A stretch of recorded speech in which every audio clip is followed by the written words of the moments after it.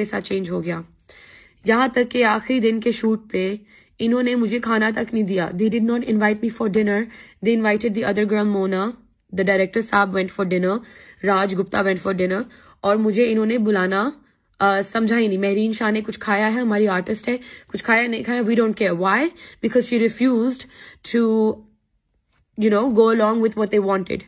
रात को हमारे होटल में prostitutes आती रही हैं और I don't know Ehsan sir ने कुछ किया है या नहीं किया, God knows, but mister Raj Gupta had been inviting prostitutes over.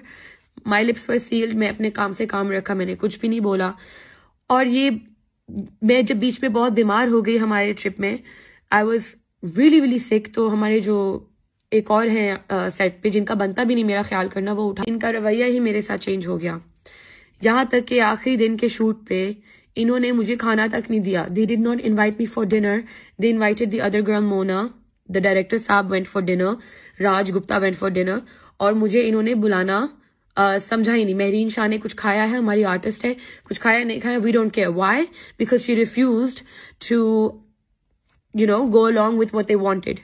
रात को हमारे होटल में prostitutes आती रही हैं और I don't know Ehsan sir ने कुछ किया है या नहीं किया, God knows, but mister Raj Gupta had been inviting prostitutes over.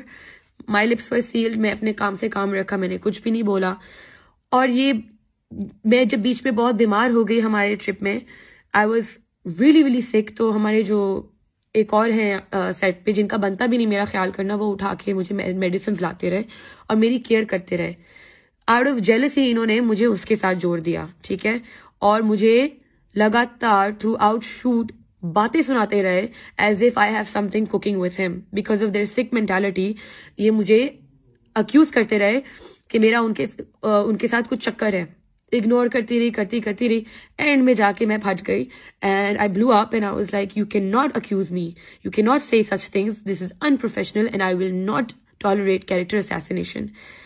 और एंड में जब मैंने अपना फ्रस्ट्रेशन में एक्सप्रेस कर दिया, instead of being apologetic, ये दोनों मेरे सर पे हावी हो गए. I don't even know how I'm going back. I'll probably have to buy my own ticket and will have to go back on my own. So ये scenario है because he said, एहसान sir said, नहीं करना काम, भाड़ में जाओ.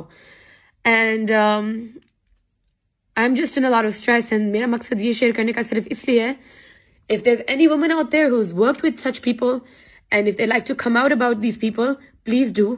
And अगर आपने कभी इनके साथ काम नहीं किया, please, this is a warning to you guys, do not work with this team. I am in a lot of stress. I had to deal with enough harassment on this trip. And I just don't want anybody else to go through what I went through. And अभी मैंने एहसान sir का passport ले लिया because मुझे नहीं पता.